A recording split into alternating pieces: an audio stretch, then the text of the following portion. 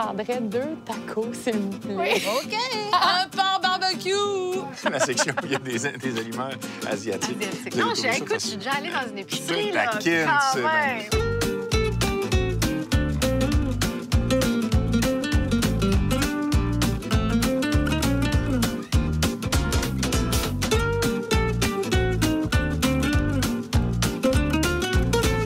Bien, bonjour tout le monde, bienvenue à Qu'est-ce qui mijote. Bonjour Laurent. Salut Martin.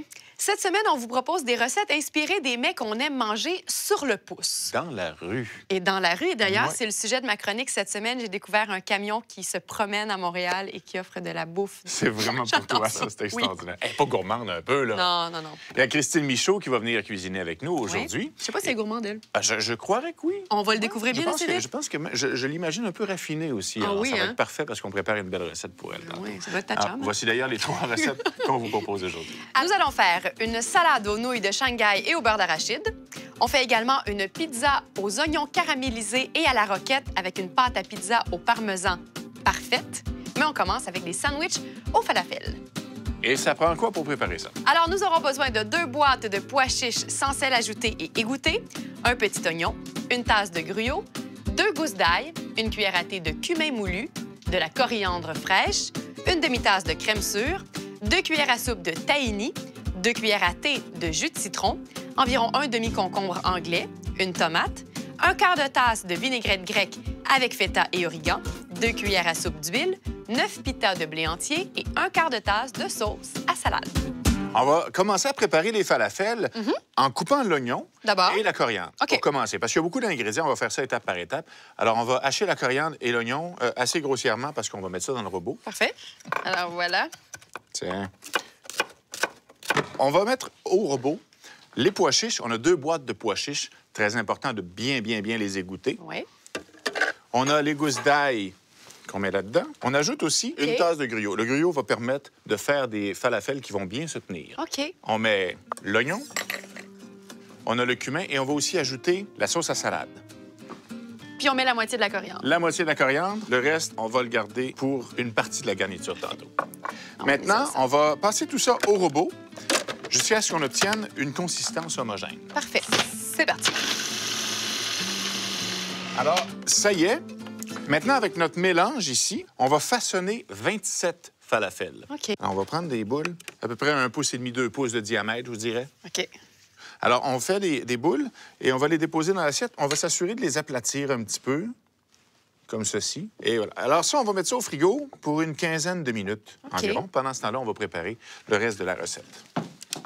Pendant que nos falafels sont au frigo et se reposent, on va préparer les garnitures. On a la tomate et le concombre qu'on va hacher En petits morceaux. en petits morceaux.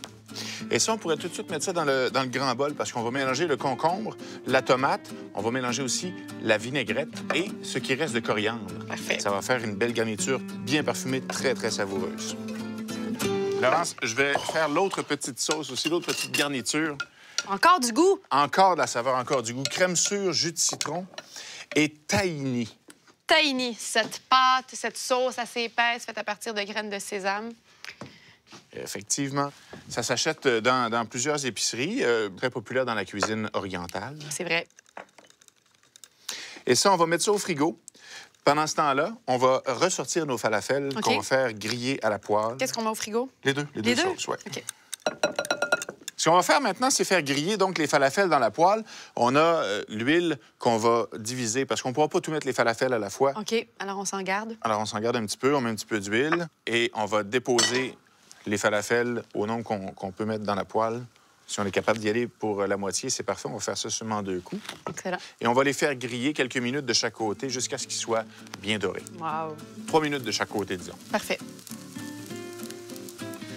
On peut maintenant tourner les falafels. Oh, qui sont beaux. C'est beau, c'est bien doré. Oui. Alors, on va poursuivre la cuisson 3 minutes de ce côté-là aussi. Ensuite, on va les retirer de la poêle et faire la même chose avec les falafels qui restent. Ils sont tout mignons.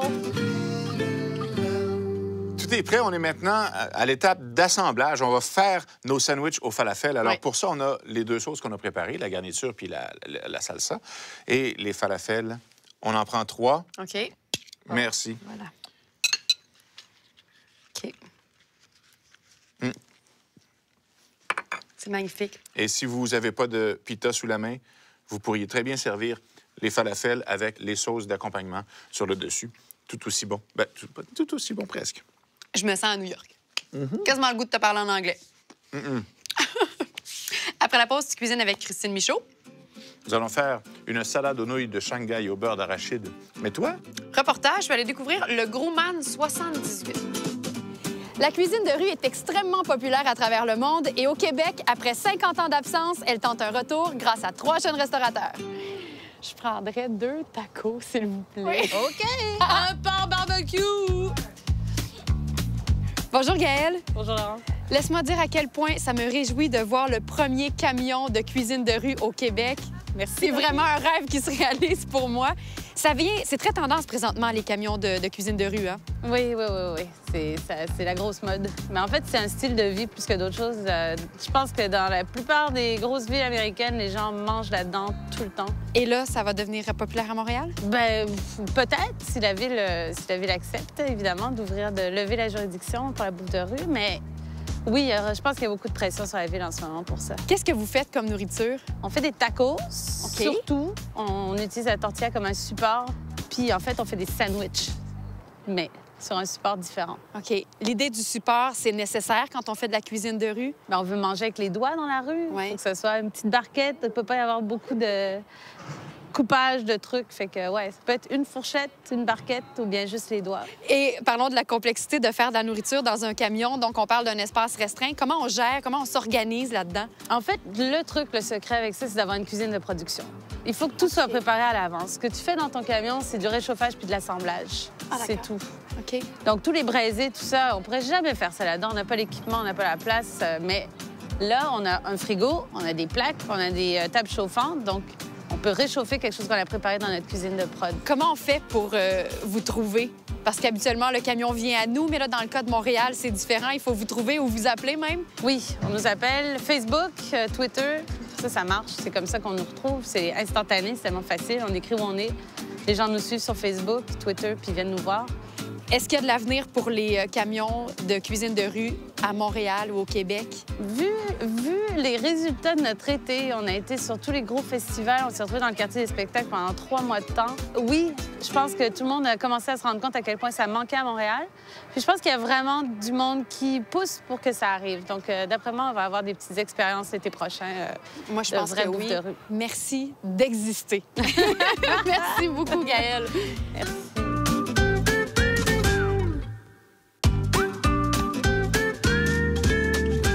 Quand mes amis ont su que j'étais reçue à Qu'est-ce qui mijote, on riait un peu de moi parce que je cuisine pas tellement, en fait, pour pas dire pas du tout. Puis on voulait m'aider. Alors, quelques-unes d'entre elles se sont proposées pour même me faire des petits plats à l'avance que je pourrais apporter pour montrer que j'étais peut-être pas si nulle que ça. Ou encore me faire pratiquer la recette que j'allais faire. Je leur ai dit que c'était pas nécessaire, mais ça m'a beaucoup touchée quand même. Tout un défi cette semaine à Qu'est-ce qui mijote. C'est une belle présentation, ça, Christine Michaud, hein? Oui. Oui, ben, c'est toi-même qui le dis. Tu cuisines pas du tout. Non, ben du Parce tout. que t'aimes pas Attends, ça a l'air fou un peu présentement. Non, pas que j'aime pas ça, au contraire. Ben, tu sais, je fais des chroniques littéraires Ouais. depuis 10 ans. Alors, chez moi, j'ai une petite bibliothèque remplie de livres de recettes. Je trouve ça tellement beau à regarder. C'est le fun à regarder. Comme mais l'émission passer à Qu'est-ce qui l'action, mijote, autre c'est chose. ça. Je me dis, un jour, je pourrais peut-être y arriver. J'ai encore de l'espoir. Ben, je suis plein d'espoir, moi, puis je suis convaincu qu'après aujourd'hui, tu vas peut-être dire, ah, il y a quelque chose, il y a une petite flamme qui s'allume. Fait que tu pourrais changer ma vie aujourd'hui, c'est ce que tu es en train de C'est me ce que je suis en dire. train de dire. Ah, c'est Une petite extraordinaire. visite à Qu'est-ce qui mijote change ta vie. Avec une belle recette, on va faire une salade de nouilles Shanghai au beurre d'arachide. Regardons ensemble les ingrédients que ça va nous prendre. Il y en a pas mal. Ça commence par 2 cuillerées à soupe de sauce soya, 2 cuillerées à soupe de vinaigre de riz, 1 cuillère à soupe de sucre, 1 cuillère à thé d'huile pimentée, 2 cuillères à thé d'huile de sésame, un paquet de nouilles de Shanghai, 1 cuillère à soupe d'huile végétale, 4 tasses de fèves germées, 1 petite carotte, 1 demi-concombre anglais, 1 demi-tasse de coriandre fraîche et 6 cuillères à soupe de beurre d'arachide crémeux.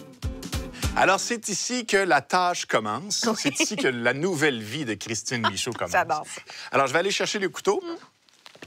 Oui, C'est pas déjà, parce que ça j'ai pas commence compris. à être dangereux. Et on va couper le concombre et la carotte pour commencer, d'accord?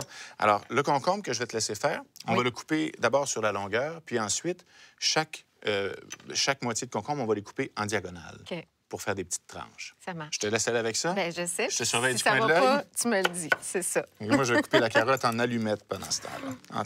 En petits bâtonnets minuscules. Et comme ça. Ouais, Je sens pas que t'es Non, sûr. c'est bon, c'est parfait. Je faisais juste regarder les résultats, mais c'est parfait. OK. Alors, on a coupé les légumes, concombres et carottes. Maintenant, dans un petit bol, je vais te demander de mélanger les ingrédients qui vont faire notre sauce. On a besoin de la sauce soya. Je te laisse tout faire ça, OK? Là, je mets tout ça dans le petit bol. Oui. C'est le concept. C'est le concept. Alors, sauce soya, vinaigre de riz. On a un peu de sucre aussi. Et on va mettre de l'huile pimentée. Ça ajoute beaucoup de personnalité, si vous voulez, à vos sauces. Oh oui, qu'on aime ça. Alors, pour la prochaine étape, je vais prendre le relais de ta tâche. Parce que t'as peur? Non, pas du tout, mais non, tu parce peux que ça le dire. devient plus compliqué. Ah, ben oui, c'est ça, je dis. Pas vraiment, mais bon. Mais je vais t'en donner une autre, par exemple, une autre tâche. Oui. Je vais te demander de prendre le grand bol avec les nouilles de Shanghai. Oui. Des nouilles. En fait, si vous n'avez pas de nouilles de Shanghai, vous pourriez faire cette recette-là avec des linguini ou des spaghettis. Mais ça se trouve facilement. Donc, si vous avez à sortir pour aller à l'épicerie, ça vaut la peine d'aller dans la section où... Ben, peut-être que tu ne le sais pas, là, mais à l'épicerie, la section où il y a des aliments asiatiques. Vous allez Non, trouver ça écoute, je suis facilement. déjà allée dans une épicerie, Je te là, taquine, quand c'est même. Alors, on va incorporer, on a l'huile de sésame grillée. On va ajouter une quantité, la moitié en fait, une cuillère à thé d'huile de sésame grillée. Dans les nouilles, on va bien mélanger ça Tout le avec petit les pot pinces. ici, Oui, je le vas-y mets? avec tout le petit OK. pot. Et moi, je vais mettre le beurre d'arachide ici dans la sauce. Et là, tu veux que je brasse les nouilles? Oui, que tu les remues pour bien les enrober avec l'huile de sésame. Évidemment, les nouilles, elles sont cuites. Quand on les achète, elles ne sont pas cuites comme ça. Mais c'est écrit sur Tu fais bien de le dire. C'est écrit sur l'emballage comment faire, Christine. Alors, on va bien mélanger ça jusqu'à ce qu'on obtienne une consistance homogène. Mais ça, c'est pas facile, là. Non, c'est ça. Je te regarde faire, là. En fait, puis- j'ai fait l'erreur parce qu'il était loin, le beurre d'arachide. J'ai OK. oublié de le mettre au début. Mais mettez-le au début, vous allez voir, ça va aller beaucoup mieux. OK. Mais ça va bien aller, tu vas voir. Et à la toute fin, je vais ajouter ce qui nous reste, l'autre quantité d'huile de sésame, et je vais l'incorporer au fouet à ma sauce au beurre d'arachide ici. Ça, on va mettre ça de côté maintenant. Tu veux que j'en prenne soin? Ouais. Je prends ça, je surveille là, qu'il s'en aille nulle part. Bon, alors, huile d'olive, les carottes et les fèves germées.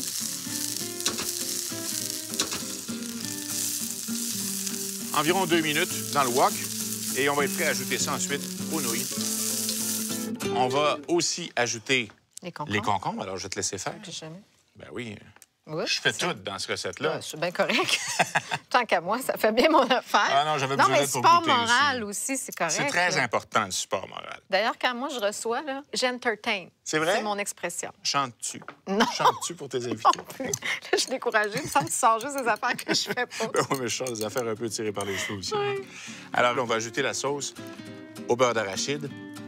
Maintenant, ce qui va rester à faire, et tu vas trouver ça très simple, on va mélanger tout ça et on va être prêt à goûter. Ah, ça, j'adore ça. Je C'est sais. mon étape préférée. Au moment de servir, il nous reste juste à garnir avec un peu de coriandre fraîche. Ah oui, et ça, Ah, tu peux en putain, mettre, ça, hein? j'adore ça. J'en mettrais Un surtout petit ça. peu. Et Ah, voilà. regarde, ça sent bon déjà. Et on déguste, Oui. Christine. Bon appétit. Là, attends, là. Oui, je savais qu'il me regarderait. Non, mais il y a un gentil garçon dans ton équipe qui m'a montré. Ah, il s'appelle François. François et C'est je lui dis merci. Bon, allez. Il m'a quand même enseigné à tenir mes baguettes. Mais regarde, je suis en train d'en mettre partout. Je te à côté. taquine, tu peux quand même Écoute, prendre je une peux-tu te fourchette. regarder? si tu veux. Écoutez. C'est bon. Avec la petite sauce aux arachides, il y a une fourchette dans le tiroir ici. Oui, c'est magique. Hey, ça, les émissions de cuisine, j'adore ça pour ça. Hein? On peut tout mettre en dessous, puis on peut tout trouver aussi. Oui, des tiroirs dans une cuisine, ça sert à ça aussi. Oui, OK. Dans quelques instants, Jean-Michel et Laurence vont cuisiner pour vous une pizza aux oignons caramélisés et à la roquette et une pâte à pizza au parmesan parfaite. Super belle recette, toute simple. Je vous invite aussi à aller voir nos recettes sur le site internet qu'est-ce-qui-mijote.com. Vous allez pouvoir consulter nos recettes et les vlogs des recherchistes pour en apprendre plein sur plein de sujets de cuisine. T'aimes ça? Mieux à la fourchette, hein? Facile.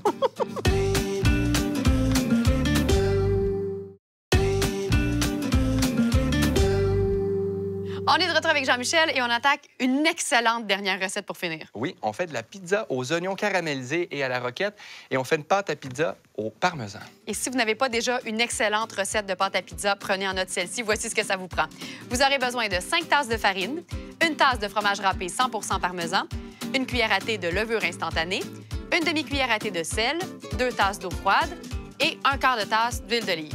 Pour la pizza maintenant, ça vous prend 2 gros oignons rouges tranchés finement, une cuillère à soupe de beurre, une cuillère à thé de romarin frais, 2 tasses de fromage râpé 4 fromages, 1 tasse de bébé roquette, 1/4 de tasse de noix de pain grillée et 1 demi-tasse de vinaigrette au vinaigre balsamique vieilli et à l'huile d'olive extra vierge. T'es prêt? Oui, je suis prêt. On y va. On va commencer par la pâte La à pizza. pâte. Alors, dans un bol, on a 4 tasses de farine. La 5e tasse, on va la mettre de côté. Tout à l'heure, on va l'additionner Pour au ajuster, besoin. là. Ouais. Ensuite, on va ajouter le fromage parmesan, la levure instantanée OK. et le sel. Donc, on va commencer par mélanger les ingrédients secs, OK. comme ceci. Et voilà. Et on va ajouter l'eau et l'huile d'olive. Tout d'un coup. Ouais, tout d'un coup. De l'huile. Ça, voilà. Et donc là, on va mélanger dans le bol jusqu'à temps que la boule commence à prendre forme. OK. Puis ensuite, on va la transférer sur le plan de travail, puis on va être capable de la façonner. Parfait. Donc, tu vois, la boule prend forme. Ouais. Alors maintenant, je vais utiliser la farine. Je vais en mettre juste un peu, comme ça ici. Je vais en mettre un peu sur mes mains. Ça va éviter de coller. Parfait. Et là, je vais transférer la boule, comme ça. En prenant soin de bien racler là, sur la surface ici de la cuillère. Faut rien perdre de cette Et là, donc, je vais pâte. pétrir la pâte pendant environ 5 minutes jusqu'à ce qu'elle devienne lisse. OK. Le truc pour le faire, là, on prend la pâte comme ça ici. Donc, on écrase, on va le ramener ici. Ouais. On va faire un 90 degrés, un tour. Ouais. Ensuite, on le refait. Comme ça nous permet de s'assurer que la pâte est pétrie sur chacun des côtés. OK. Et là, si ça devient collant, on va ajouter un petit peu de farine, comme ça ici.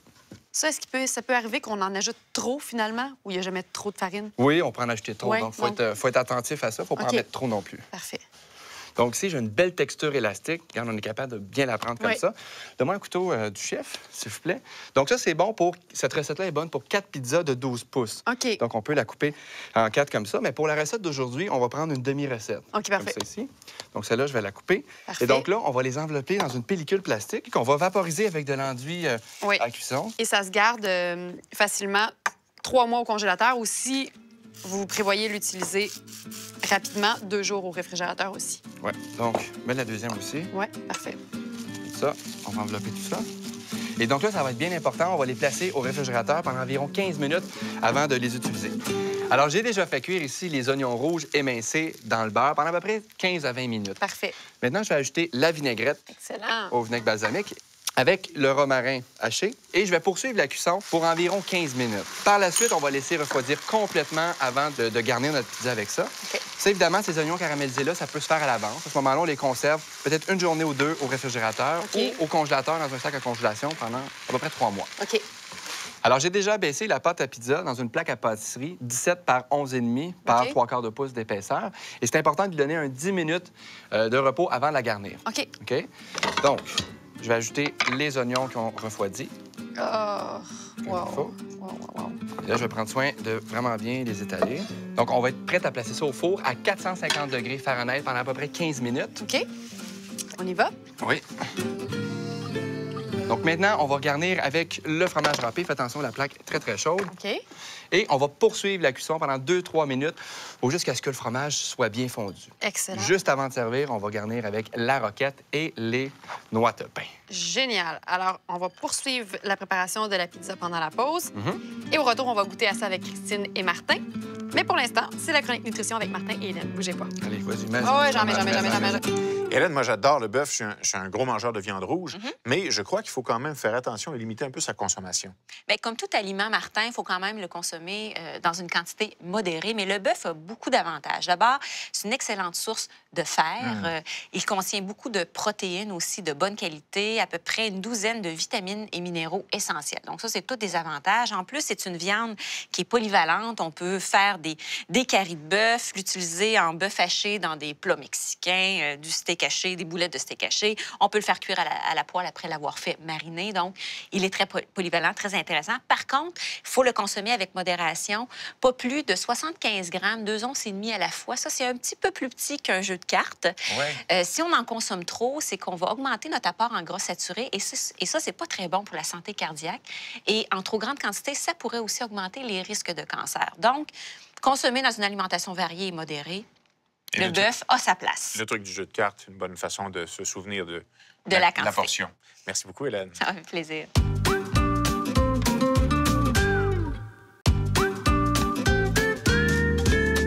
Alors, Christine, aujourd'hui, tu vas être partie d'ici avec 3 belles idées de recettes. Quand même. Bien, Jean-Michel, Laurence et moi, on se propose, on s'offre pour aller manger chez toi et on se était pas faire au courant. recevoir. Et se faire recevoir alors que tu prépares Rose. Pourquoi pas? Mais ça nous intéresse. Ça vous Ben oui. tente? Je suis d'accord. Parfait, on apporte le vin. Christine, on continue de t'écouter à la radio. Tu es dans les Midi Véro à Rythme FM.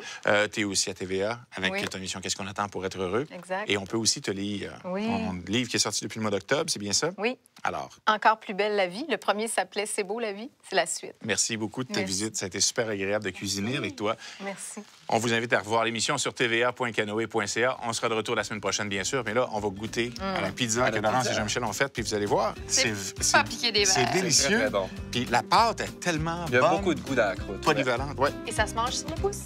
Merci au Hilton Québec.